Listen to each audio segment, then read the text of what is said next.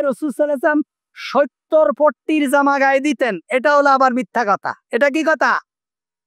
রাসূল সাল্লাল্লাহু আলাইহি ওয়াসাল্লাম একজন রাষ্ট্রনায়ক ছিলেন। আল্লাহ রাসূল সাল্লাল্লাহু আলাইহি ওয়াসাল্লাম ৭০ পট্টি জামা কেন গায়ে দেবেন? কিছু কিছু কথা আছে যেগুলো আমাদের সমাজে সুফিবাদের নামে ঢুকায় দিয়েছে, আর ইসলামটাকে একদম ভিখারির ধর্ম বানায় ফেলেছে। ভিখারির ধর্ম মানে ৭০ পট্টি জামা গায়ে দেবা, তারপরে হলো কোনো দিক তাকাবা না, কোনো রকম চলবা, দুনিয়ার কোনো খেয়াল খুশি থাকবে না, দুনিয়ার রাজনীতি, অর্থনীতি, সমাজনীতি, সামাজিক সংকট নিরসন, দুনিয়ার কোনো বিপ্লব আন্দোলন, কোনো কিছুর সাথে তোমার সম্পর্ক থাকবে না।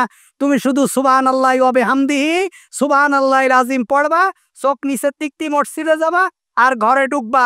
দুনিয়া যাই হোক, আবু জাহেল, আবু লাহাব, উতবা, সাইবা ওরা শাসন করে বেড়াক, তোমাদের দরকার নেই। এগুলো আমাদেরকে শেখানো হয়েছে। আর জাতি তোমাদের এসে খাওয়ার দেবে, হাদিয়া তোপা দেবে, উট, গরু, মহিষ, ছাগল যা পাবা এগুলো বিক্রি করবা, দিন চালাবা। এটার নাম ইসলাম? আস্তাগফিরুল্লাহিল আযীম।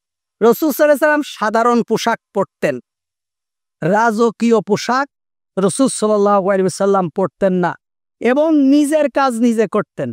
আল্লাহ রাসূল সাল্লাল্লাহু আলাইহি ওয়াসাল্লাম নিজের জুতা নিজে সেলাই করতেন।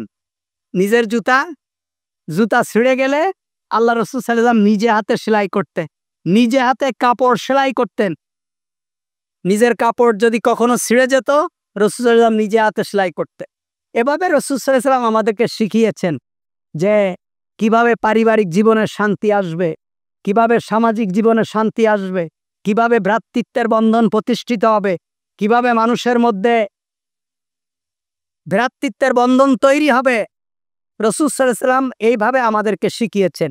এটার নাম হলো সিরাত, এটার নাম হলো রাসূল সাল্লাল্লাহু আলাইহি ওয়াসাল্লামের মিলাদুন নবী, এটার নাম হলো রাসূল সাল্লাল্লাহু আলাইহি ওয়াসাল্লামের সিরাতুন নবী।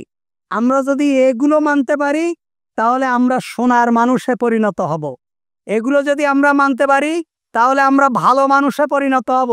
শুধু বক্তব্য দিয়ে আর নামাজ রোজা করে উত্তম মানুষ হওয়া যাবে না।